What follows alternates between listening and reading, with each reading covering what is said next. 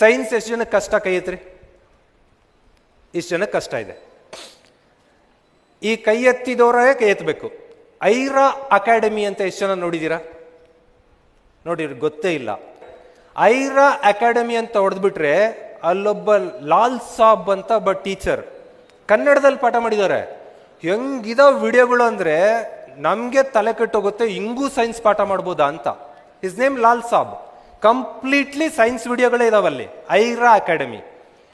ಇನ್ನೂ ಒಂದಿದೆ, ಸಾಧನಾ ಶಂಕರ್ ಅಕಾಡೆಮಿ ಅಂತ. ಸಾಧನಾ ಶಂಕರ್ ಅಕಾಡೆಮಿ, ಅವರು ಸೈನ್ಸ್ ಟೀಚರೇ, ನನ್ನ ಫ್ರೆಂಡೇ.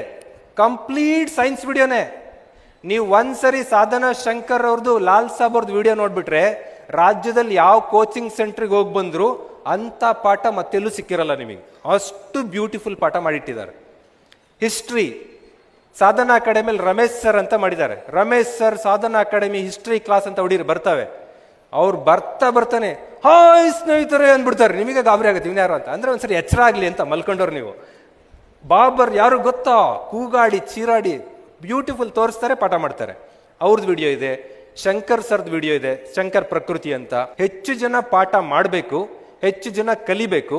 ಕಲ್ತೋರೆಲ್ಲ ಸಕ್ಸಸ್ ಕಾಣಬೇಕು. ನೀವು ಯಾವುದೋ ಕಾಮಿಡಿ ವಿಡಿಯೋ ನೋಡಿದ್ರೆ ಸಕ್ಸಸ್ ಆಗಲ್ಲ.